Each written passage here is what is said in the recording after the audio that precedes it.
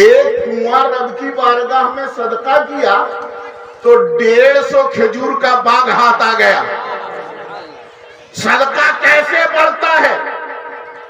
اور جب 150 کھجور کے باغ آئے، پتہ ہے ان تمام کھجور کے باغوں کو وزارت زراعت نے، ایگریکلچر ڈپارٹمنٹ نے اپنے انتظام میں لیا اور اس کو عثمان غنی کے نام سے رجسٹرڈ کیا۔ جتنی کھجوریں 1550 باغ سے آتی تھی وہ تمام کھجوریں مدینہ کی منڈی میں بیچی جاتی تھی۔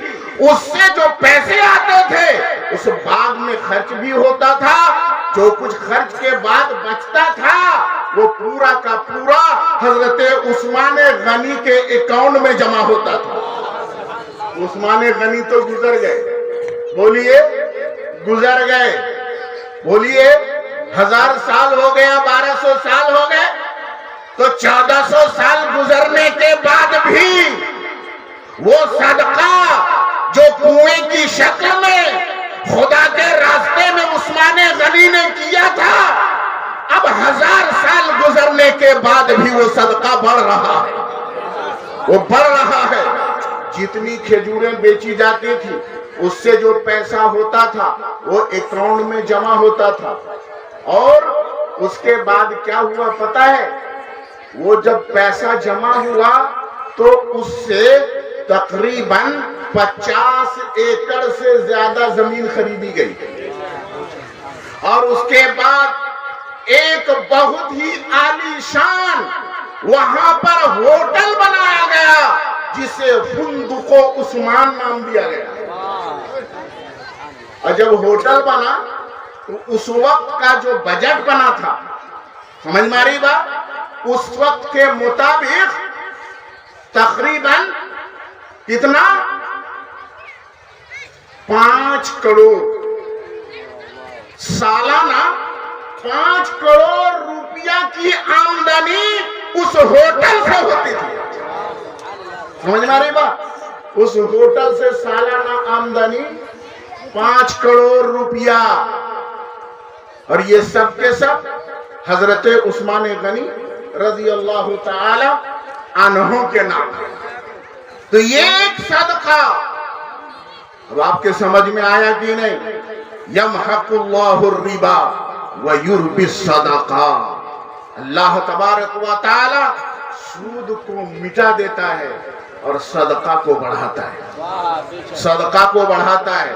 اب دنیا میں بھی آپ کو میں بتا سکتا ہوں سود کو اللہ مٹاتا ہے، لیکن کب مٹاتا ہے ذرا انتظار کر کے دیکھنا، انتظار کر کے، ضروری نہیں ہے کہ فوراً نتیجہ سامنے آ جائے۔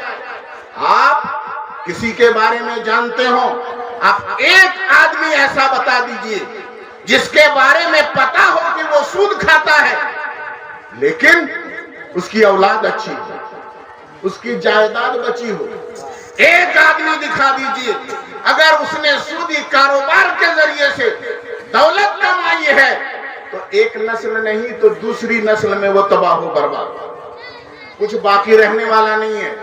دنیا کا یہ حال ہے، اور آخرت میں تو اللہ تبارک و تعالی کا جو عذاب ہوگا اس کا اندازہ نہیں لگایا جا سکتا ہے۔ تو حضرات گرامی، صدقہ کرو، اللہ کے راستے میں صدقہ کرو، اور صدقہ کا بہتر موقع یہی ہے، صدقہ کا سب سے بہتر موقع یہ ہے، نماز تم مسجد میں ادا کرتے ہو، اور نماز کا طریقہ کہاں ملتا ہے؟ بولو کہاں ملتا ہے؟ عالموں کے پاس ملتا ہے، علماء کے پاس نماز کا طریقہ ملتا ہے۔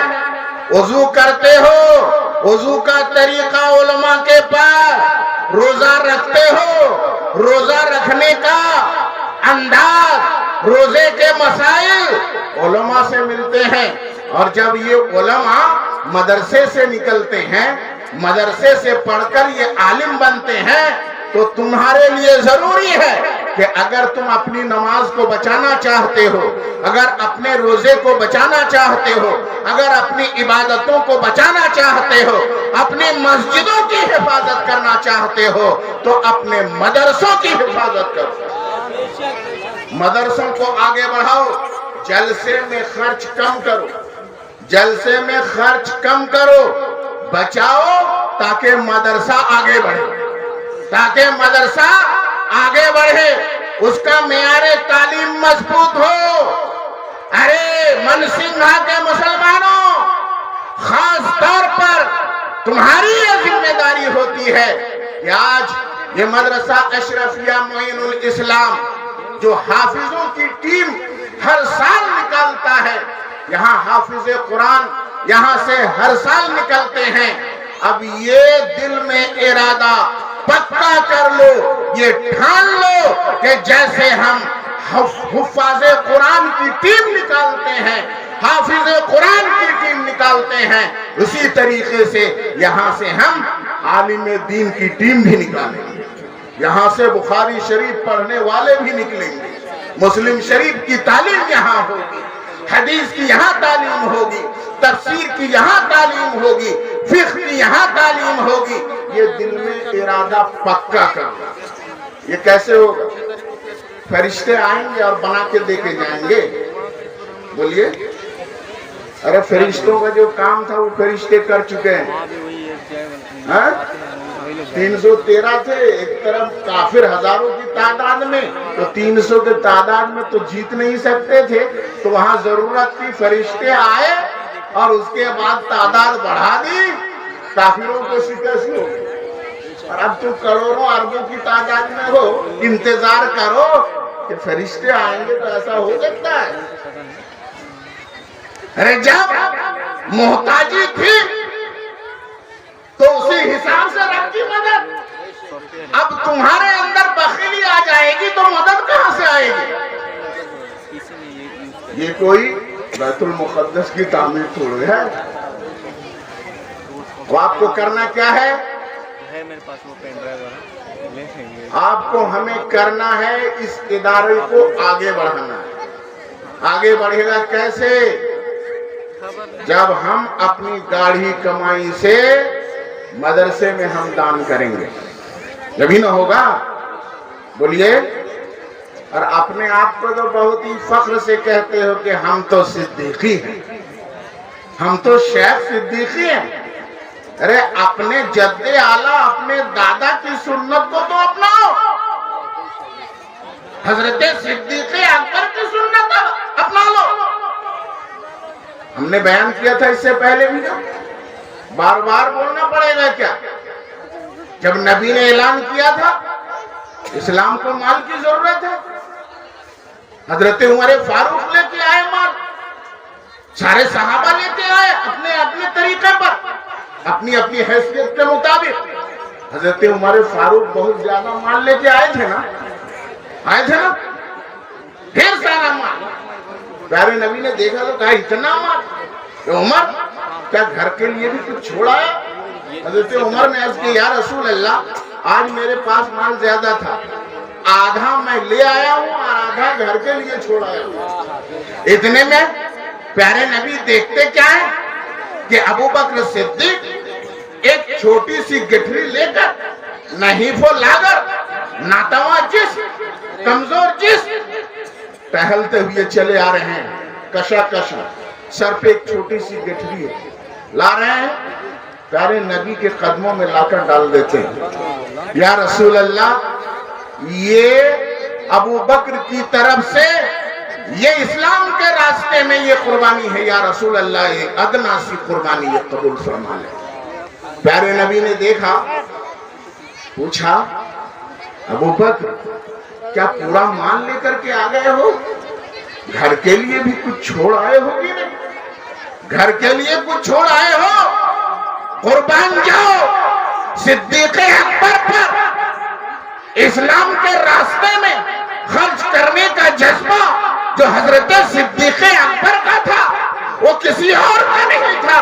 حضرت صدیق اکبر عرض کرتے ہیں، یا رسول اللہ اسلام کو مال کی ضرورت ہے، اب ابو بکر کے پاس مال رہے، اسلام کو ضرورت ہو اور ابو بکر کے گھر میں مال رہے. یا رسول اللہ جتنا مال تھا وہ آپ کی بارگاہ میں لے کر حاضر آیا ہوں یا رسول اللہ, اور گھر کے لیے اللہ کو چھوڑ آیا ہوں, اللہ کے رسول کو چھوڑ آیا ہوں. حضرات کرام سبحان اللہ سبحان اللہ. دیکھیں دوسرے گاؤں سے لوگ جذبے کے ساتھ آ رہے ہیں اور دے رہے ہیں دان. امانت پیار پور سے جناب حفیظ الرحمان صاحب ماشاءاللہ دیکھیے کیسے صدیقی ہیں, صدیق اکبر کے کیسے بیٹے ہیں. جذبہ آیا, انہوں نے اعلان کروا دیا کہ انشاءاللہ تعالی وہ اس مدرسے کی تعمیر کے لیے ایک ٹرالی گٹی دیں گے. اللہ تبارک و تعالی ان کے اس دان کو قبول فرمائے. آمین. حضرات گرامی میں آپ سے یہی عرض کروں گا کہ آپ حضرات زیادہ سے زیادہ اس مدرسے کا تعاون کریں تاکہ بہت جلد یہ مدرسہ یہ اپنا تعمیری مرحلہ پورا کرے. عبد الشیخ صاحب ماشاءاللہ یہ بنگاؤں کے یہ بہت ہی جذباتی آدمی ہیں. وہی عبدالنا جو بھی ہو بہرحال وہ بھی ہے, وہ بھی عبدال ہے. عبدال نام کے بڑے جذباتی ہوتے ہیں ماشاءاللہ, وہ دان ہر موقع پر کرتے ہیں. اللہ تبارک و تعالی ان کے جذبے کو سلامت رکھے اور دین و دنیا کی بھلائی سے مالا مال فرمائے. حضرات گرامی اب میں زیادہ وقت آپ کا نہیں لینا چاہتا. ہمارے مہمان خطیب یہاں پر تشریف فرما ہیں. آپ حضرات جو کچھ بھی دینا چاہتے ہیں دل کھول کر ہمارے بختہ صاحب کے ہاتھ میں دیں. انشاءاللہ تبارک و تعالی پھر پیر صاحب قبلہ آئیں گے, ان کے ہاتھ سے سب کے لیے دعا ہو جائے گی. اللہ تبارک و تعالی ہم سب کے جذبے کو سلامت رکھے اور ہم سب کو اس ادارے کا زیادہ سے زیادہ تعاون کرنے کی توفیق عطا فرمائے.